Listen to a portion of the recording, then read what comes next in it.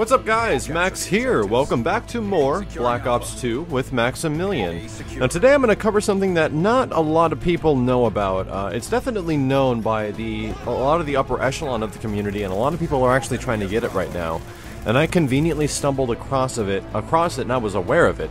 So before we get into that, my apologies, I haven't put up a Black Ops 2 vid in the past couple of days. So, let's get into today's topic. Today's topic is going to be talking about one of the biggest things in this game that a lot of people are trying to go for, and it is the nuke that I'm calling it. Technically, this game has a quote-unquote nuke, but it's not like a physical nuclear explosion that blows up the entire map, kills the entire enemy team, as you remember from Modern Warfare 3 and Modern Warfare 2. However, they definitely acted towards those people. Like guys like myself, I really liked the nuke. The reason people liked the nuke is because it was a challenge of something extremely difficult to do, and you were able to show the fact that you did it. Like, yo, guys, I just killed 25 of you in a row. Here is a gigantic celebratory explosion to highlight my wonderful moment in this game, and then they all back out before it happens. In Black Ops 2, you do not get that explosion. However, getting a quote-unquote nuke or going nuclear in Black Ops 2 is a bit more challenging because it takes 30 kills. That's right, getting a nuke is possible in Black Ops 2. There's no explosion, but you do get a title that explains the fact that you went nuclear on some mofos, and you got 30 kills straight with your weapon without dying. I do not think this actually includes score streak kills. You need to kill everybody with your primary weapon sources or your original loadout. So that's your grenades, your tacticals, your primary weapon, your secondary, whatever is in your class. To do this, I surprisingly did this on the first game. I actually used the Scar H. I don't know how it exactly happened. It was just one of those mystical games. The beginning of the game was not all that fantastic as well. I think I died like 3 times in a row while capping things and getting random gunfights, and then all of a sudden, like I said in some previous videos, things just started going extremely well for the duration of the game. So I was using what I wanted to test out to be the ultimate hacker class.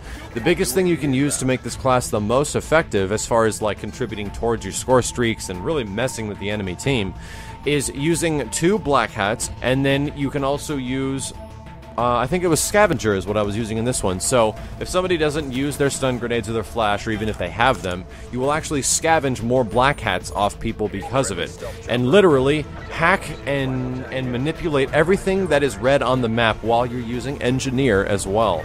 So because of this, this allows me to go into a VSAT loop. I made a video about this one earlier. The VSAT loop is actually accomplished not with UAV, counter UAV, into orbital VSAT. I find another one to be even more effective and more deadly / damaging, and it's going into the lightning strike kill streak, into a stealth chopper, into the orbital VSAT. The reason this works out so well is that by the time you get the lightning strike, if you get a couple of kills, a few kills with it, you kind of understand where your enemy team is at because you see the overview of the map, and then you're able to go into the stealth chopper fairly soon after that, and then quickly after that you get the orbital VSAT, and then you can loop that over and over and over again. What's lovely about this is that the stealth chopper is getting you kills. They're worried about the orbital VSAT. While they're looking for your orbital VSAT, you hunt the guys down that are trying to get it, and voila, cap a few points, and you're looping this thing like crazy, and it is exactly what happened during this game. In this game, I wasn't even using a silenced weapon, which is what I would actually recommend if you're trying to get something like the nuke, and you're trying to get 30 kills straight. But in this situation here, I was using a hacker setup, running around the map, trying my least possible to put myself into situations that would not put me at an advantage, and being really careful. I don't know about you guys, and I think I've heard a couple of YouTubers talk about this. In this game, for you guys that run orbital VSAT, there's a very peculiar thing, and I think it's related to the connection between the players. We can kind of chalk this one up to the lag. When you have an orbital VSAT and you know some guy is coming around a corner and you're absolutely aware, it doesn't really matter if that guy would be aware of your presence or not. You're going to pre-fire as he turns the corner and you're going to kill him. That's how it worked in the original Black Ops, and you hardly ever lost those firefights regardless of how amazing your connection was. Even in this one, when you have orbital VSAT, you got to be really careful because I lose firefights and I don't convert my orbital VSATs to, you know, swarm loops or whatever very frequently, almost shocking. Like, it's really weird how even having an orbital VSAT and you aware of your enemy presence, the enemy will come around the corner, and even though you know they're there, you start shooting when they show up. It turns out, well, they actually showed up about a quarter of a second before that actually happened, giving them the drop on you. Even with pre-firing, you don't even really know how much time they had to look at you before you started pre-firing, and I'll find myself dying to people that I know exactly where they are, I'm shooting where they're at, and this never happened in the original Black Ops. You might randomly get killed by some crazy respawn, but when it came to people like turning corners and you knew their location because of a Blackbird, you shot them down. Like, they died really fast. And in Black Ops 2, it's actually a different case. I'm still learning how to properly use the orbital VSAT right now in the current state of Black Ops 2, because when I run orbital VSAT first and I'm going for like a swarm loop, which is, you know, orbital VSAT Warthog or Dogs into swarm, it's really frustrating, man. It's super frustrating when you're in a not that great of a connection game. You manage to get an orbital VSAT, and then some random dude, bro, turning a corner, and you've known he's there for like the past 4 seconds, and you're gonna fire. You're prone on the ground. You know he's gonna show up, and he kills you.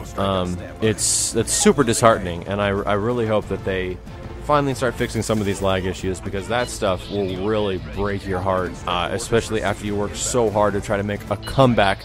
Your whole team isn't doing absolutely anything. You work your butt off around the map to get some kills, to try to give your team that isn't really doing anything a little bit of leverage against these other guys, and you lose it due to some totally random reason. Nonetheless, the nuke does exist in Black Ops 2. It's just in a much different form. You do get this sweet-ass title that you can use for your player card soon after, and I don't think it gets much better than that. There's one thing I'm really glad Treyarch did, is at least let you show the fact that you were able to accomplish something that is really difficult to acquire. And this is definitely the quote-unquote nuke of Black Ops 2. So hopefully you guys learned a little bit. If you didn't know about this, I'd appreciate a thumbs up or a comment below. And please stay tuned if you're watching this on Respawn. I host several Black Ops videos every single day on my channel at youtube.com/miles923, as well as a multitude of fighting game videos and general video game coverage. Thanks very much for watching, guys. My name is Maximilian, signing out.